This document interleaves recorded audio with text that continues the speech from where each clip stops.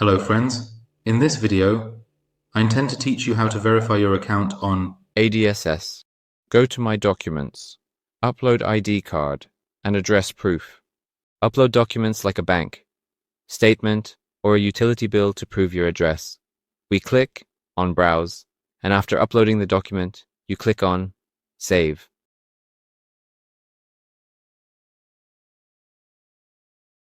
Once all your documents are uploaded, they will be reviewed, and friends, after your account is verified, you will receive a message that you can check in your messages.